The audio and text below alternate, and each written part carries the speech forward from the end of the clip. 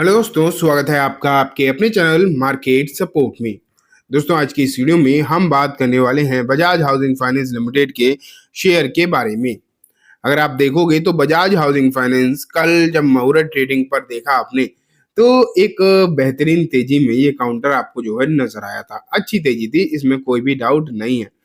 भले ही मार्केट जो है 1 घंटे के लिए खुला, लेकिन 1 घंटे में एक तो आपने एक चीज देखा कि इसमें खरीदारी बहुत हुई, या फिर मैं बोलूं वॉल्यूम बहुत तगड़ा हुआ, इंटरेस्ट था लोगों का। बेसिकली 1 करोड़ के आसपास शेयर जो है ट्रेड होते हुए नजर आए। एंड इन चीजों के बावजूद अगर आप देखते तो एक अच्छी तेजी भी इस काउंटर में देखने को मिली है। लेकिन उसके बाद अगर हम देखें, कुछ इंपॉर्टेंट चीजें जो हैं वो निकल कर आ रही हैं बजाज हाउसिंग फाइनेंस के लिए, जिसमें एक लॉक इन पीरियड भी है। उसके बारे में भी डिस्कशन करेंगे एंड ये शेयर में आगे क्या स्थिति बन सकती है उसके बारे में भी बात होगी। तो चलो स्टार्ट करते हैं। मैं आपके सामने सबसे पहले रखता हूँ इस काउंटर का फ्रंट पेज। आप यहाँ पर देख पा रहे हैं 138 रुपए पर जो है इसके आपको क्लोजिंग नजर आई बीते ट्रेडिंग सेशन में। बात अगर उतार चढ़ाव की भी करी जाए कि आखिरकार किस तरीके की स्थिति इस काउंटर में बनी थी, तो यहाँ तो आपको दिखाई नहीं देगा, लेकिन मैं दिखा देता हूँ। लगभग लगभग 2.5% के आसपास की तेजी के साथ एक काउंटर जो है आपको क्लोज होता हुआ नजर आया।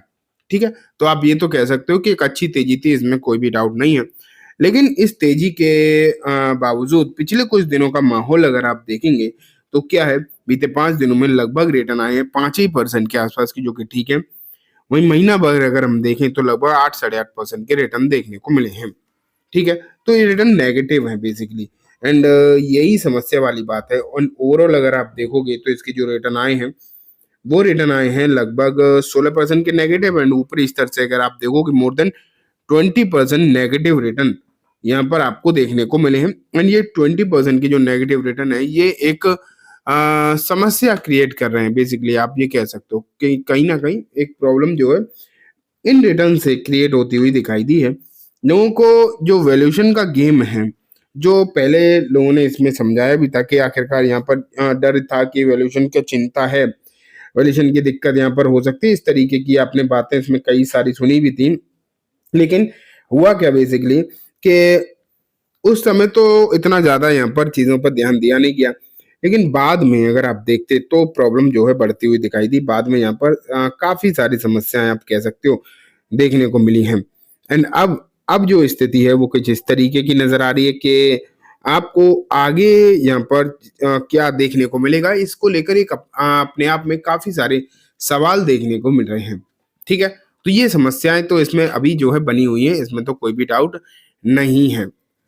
अब बात कुछ मतलब इम्पोर्टेंट ये दिखाई दे रही है कि कुछ लोग बोलते रहे कि इसमें खरीदारी करी जा सकती है, हालात जो है बढ़िया होंगे, इस तरीके की जो है बातें दिखाई तो दे रही हैं, इसमें कोई डाउट नहीं है। लेकिन दिक्कत वाली बात ये भी निकल कर आ रही है कि फिर से जो पहले इसमें लॉक इन पीरियड वाली समस्या देखने को मिली थी कि लॉक इन पीरियड जब इसमें जो मेनली गिरावट स्टार्ट हुई है वो तभी से हुई है कि लॉक इन पीरियड खत्म हुआ एंड इन्वेस्टर्स को अपने शेयर्स बेचने की छूट मिल गई।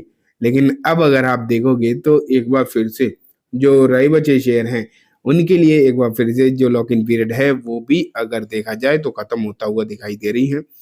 उस पर आपको जो है देखना चाहिए, उसे भी जो है आपको थोड़ा सा ध्यान देना चाहिए।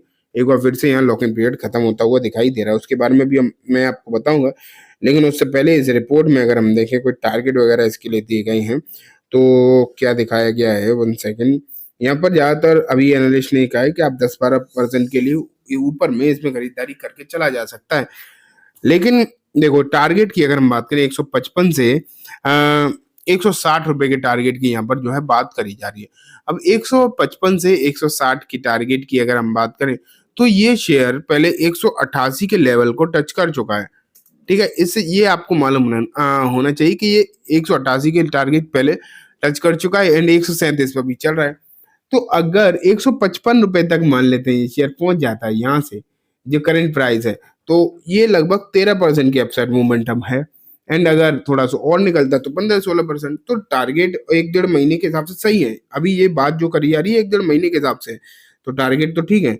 लेकिन बात ये है कि आने भी तो चाहिए, कि सिर्फ टारगेट देने से तो कुछ नहीं होता। ठीक है, हाँ, ये बात कही जाती है कि बजाज हाउसिंग मतलब बजाज फाइनेंस ग्रुप की कंपनी है तो अच्छी कंपनी है।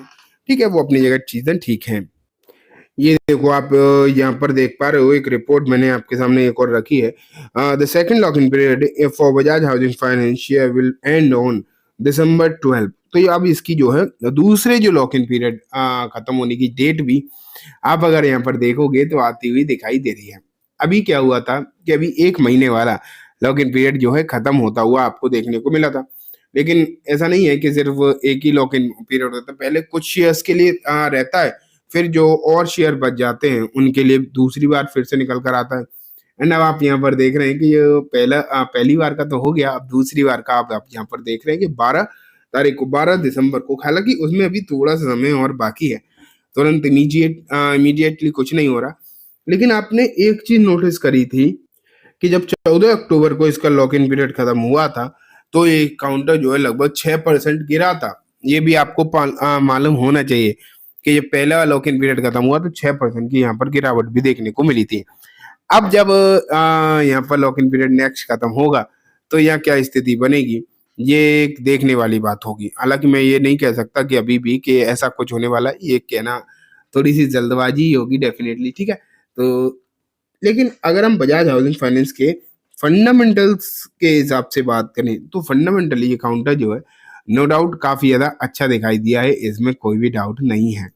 ये बात तो आप मानो, भले ही समस्याएं देखने को मिली हैं, अलग अलग दिक्कतें काफी सारी देखने को मिली है, ये तुमने सबने देखा है। लेकिन इसके फंडामेंटल्स में कोई दिक्कत नहीं है। एंड शेयर जो लगातार पिछले कुछ दिनों में गिरा है उससे ना एक चीज जरूर हुई है कि वैल्यूएशन जो लगातार बहुत महंगी बताई जा रही थी, अब वैल्यूएशन थोड़ी सी अंडर कंट्रोल आती हुई देखने को मिली है, ये भी हमें सबको पता होना चाहिए, ठीक है। अभी ये शेयर 66 के पी मल्टीपल पर ट्रेड कर रहा है। अब अगर आप इसे LIC से कंपेयर करोगे तब तो दिक्कत आएगी, इसमें कोई डाउट नहीं है। LIC से कंपेयर हम नहीं कर सकते, सरकारी कंपनीज का वैल्यूएशन थोड़ा सा सस्ता रहता ही है। हालांकि अभी भी अपने सेक्टर के कंपेरिजन में ये शेयर महंगा है, ये तो हमने सबने देखा है। अभी अपनी सेक्टर के हिसाब से तो अभी भी महंगा ही दिखाई देता है, लेकिन फिर भी कंपैरेटिवली इसके फंडामेंटल्स भी अगर आप देखोगे तो इसके सेक्टर के हिसाब से अच्छे हैं। आगे उम्मीद इससे अच्छी ही लगाई जाएगी, ऐसा नहीं, कुछ शेयर्स हमेशा ही प्रीमियम पर ट्रेड करते हैं, ये बात भी अपनी जगह सही है। ज्यादातर शेयर ऐसे होते हैं जो प्रीमियम वैल्यूएशन पर ट्रेड करते ही हैं, ठीक है। तो ये आपको मालूम रहना चाहिए। तो चलिए दोस्तों, आज की इस वीडियो में बस इतना ही। उम्मीद है वीडियो पसंद आई होगी। वीडियो अच्छी लगी हो तो इसे लाइक करना, चैनल को भी जरूर सब्सक्राइब करना, जाते थे बेल आइकन दबाना, जिससे कि जब भी मैं कोई नई वीडियो डालूं आपके पास नोटिफिकेशन सबसे पहले आ जाए। एंड दोस्तों, ये वीडियो सिर्फ और सिर्फ एजुकेशन एंड इन्फॉर्मेशन पर्पस है, तो इसे किसी भी तरीके की बाइंग से लेकर रिकमेंडेशन के तौर पर बिल्कुल भी ना देखें। Thank you.